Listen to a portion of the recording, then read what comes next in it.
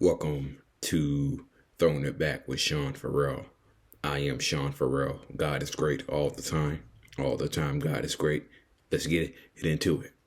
And we're going to continue the discussion on the 1990-91 NBA season. The last video I discussed the transactions that took place, the trades that took place, new players to new teams. And so we're gonna get into the actual 1990-91 season. Jordan averaged 31.5 points per game. Dennis Rodman won his second Defensive Player of the Year award, and I need to make a correction. Dennis Rodman was not the sixth man in 1990. He was actually Defensive Player of the Year in 1990, okay? So he was Defensive Player of the Year in 1990, and he was again in 1991, all right? And so a couple of interesting things happened during the 1990-91 season besides the Bulls winning their first NBA championship, okay?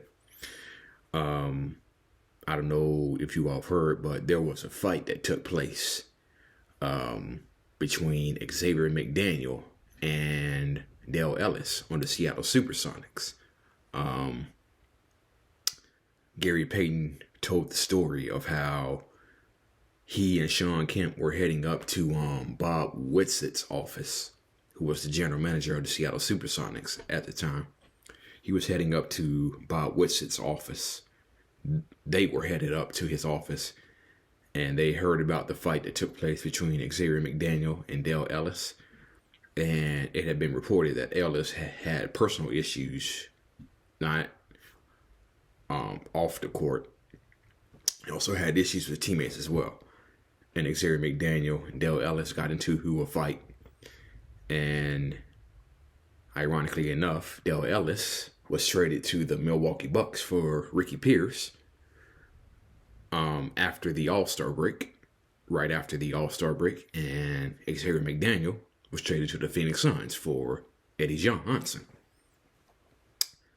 And so cause and effect.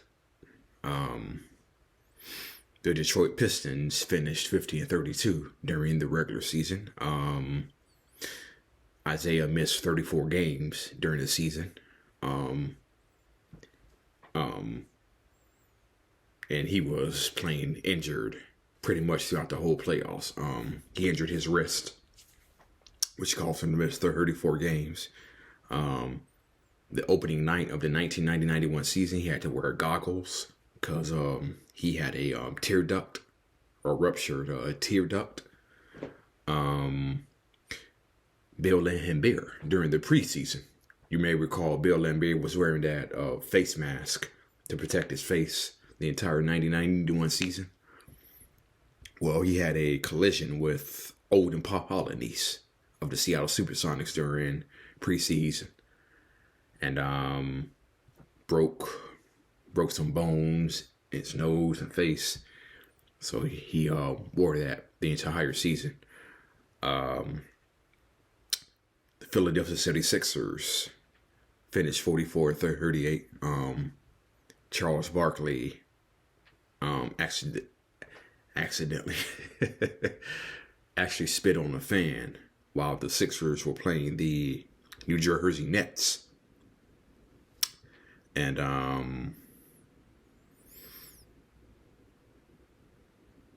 the Minnesota Timberwolves were one of the most improved teams in 1990-91. They won 29 games in 1990-91. The Hornets were improved. They finished 26-56. And who can ever forget the Denver Nuggets? Shout out to the Denver Nuggets winning their first NBA championship. But Paul Westhead,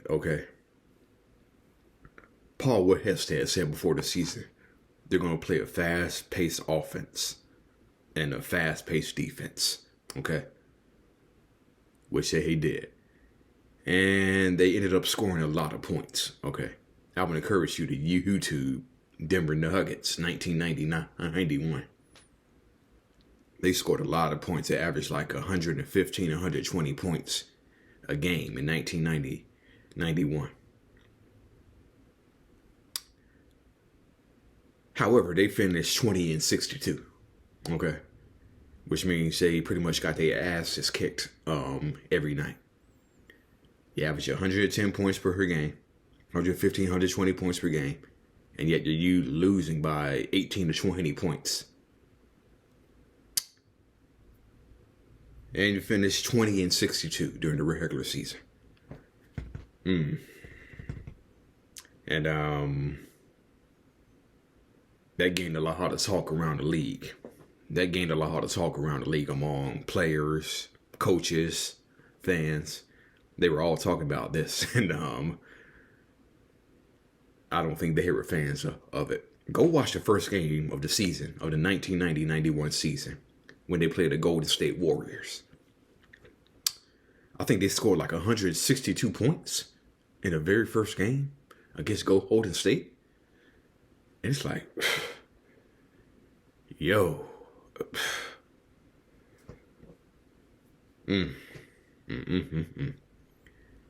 But the Denver Nuggets back then were sorry, okay? And they finished 20-62. The Atlanta Hawks, I thought they were actually going to be one of the worst teams. They actually started like 2-9. They had a new head coach, Bob Weiss.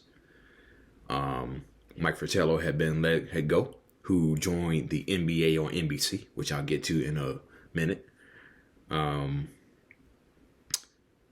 They actually finished 43-39, made the playoffs, and lost to the Detroit 3-2. The NBA on NBC. Oh, who can never forget the NBA on NBC? I was an NBA on NBC addict, okay? I'm so much a fan of the NBA on NBC that NBA Showtime was the absolute greatest part about the NBA on NBC. Now, don't get me wrong. Marv Albert, Mike Fratello, from 91 to 93, then Matt Guokas and Marv Albert, from Bob Costas to Doug Collins, then back to Marv Albert, Steve Jones, and Bill Walton. Now, don't get me wrong, the games were just as fire as the preheat game, okay? But nothing like NBA Showtime preheat game. Absolutely loved it. I still, to this day, am an NBA on NBC junkie, okay? I loved everything about the NBA on NBC. And Marv Albert made it work. Marv Albert, which Clay Travis called the soundtrack of the Jordan era, okay? He ain't lying, okay? Clay Travis called Michael Jordan not Michael Jordan, but Marv Albert, the soundtrack of the Michael Jordan era. And that could not have been more true. Because at that time, you had the NBA on NBC was coming on at the end of the Celtics era. The Magic Johnson era was over, which had to be over. Isaiah Thomas and the Detroit Pistons dynasty was in their last years, and the NBA on NBC could not have come on at a better time when Michael Jordan started winning championships. His first one in 1990-91. And so,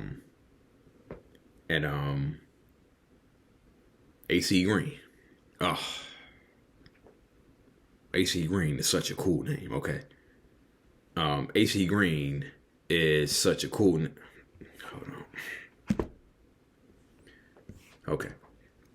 So everybody knows the Iron Man, AC Green, okay? Did not miss a single game from 1986, November 1986 to the time he retired in 2001, okay? So he played in all 82 games as a rookie. He missed 3 games in 1986-87 season. He had thumb surgery, missed 3 games, came back after 3 games, and after that, did not miss a single game. Now, there has to be a certain amount of endurance, conditioning, and most of all, faith. AC Green was a man of faith, okay? I liked AC Green for the simple fact that I thought AC Green was a cool name. I thought AC Green was a pretty cool name. AC Green was a man of faith. And let me tell you something. When it was Jerry Curl, AC Green, I still liked AC Green, but the Jerry Curl, AC Green, I liked AC Green, but it wasn't until 1990-91 that he became high top fade AC Green. Now that's the AC Green I really liked. That's the AC Green I really liked. Yeah, he got rid of the curl, curl, and during the 1990-91 season, he came back with a new look, which was a fade, and he once again played in all 82 games. Led the Lakers, was part of the Lakers run that went to the finals against the Bulls. They defeated the Portland Trailblazers in the Western Conference Finals, who finished 63-19 and were projected to go to the NBA Finals. But unfortunately, they ran into Magic, Worthy, Sam Perkins. Mike Dunleavy was in his first year as Laker head coach. And the Chicago Bulls got to the NBA Finals, defeated the Knicks 3-0. Brushed aside the Philadelphia 76ers 4-1. Swept the Pistons 4-9. And Lakers won the first game. Sam Perkins hit a 3-pointer. Jordan missed a game-winning shot at the end of game 1. But after that, it was all Bulls. And you may remember where he had the ball like this, swished it like that. I just wonder, what was AC Green thinking? What was AC Green thinking? AC Green jumped up like he was really gonna distract Jordan.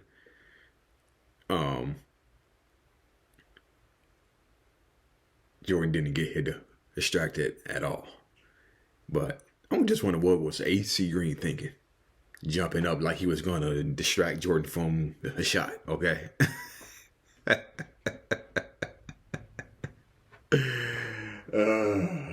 Anyway, but yeah, the starburst of Michael Jordan, it was born, and I think it was only fitting that in the first year of the NBA on NBC, Jordan won his first title, okay? And it was only the beginning. It was only the beginning.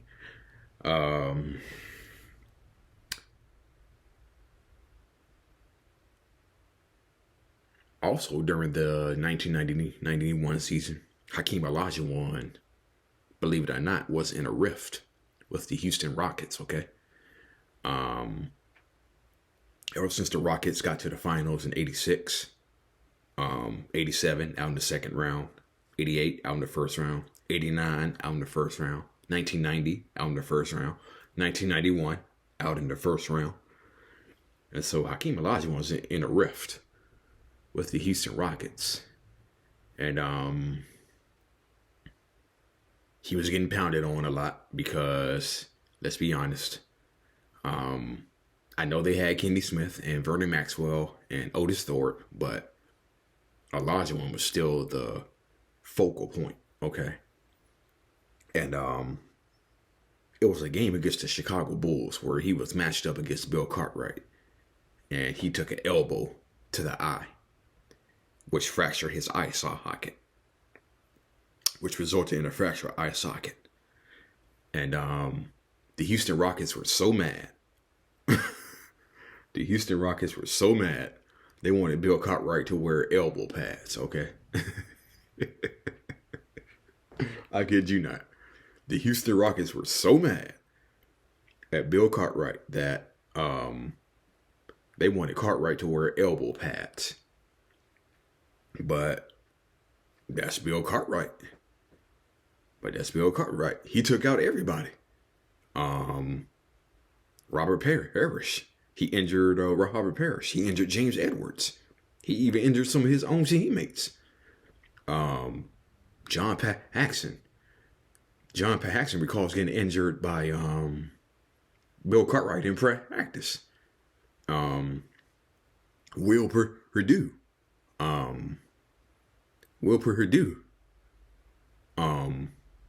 Got his daily beatings from Bill Cartwright in practice, okay? But yeah. Houston management was so enraged that they wanted him to wear elbow pads, Bill Cartwright.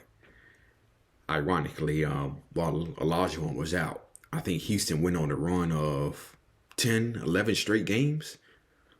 And then they actually finished 50-32. 52-30. And but like I said, out in the first round to who? The Lakers. Okay. So yeah. So that's the expanded discussion on the 1990-91 season.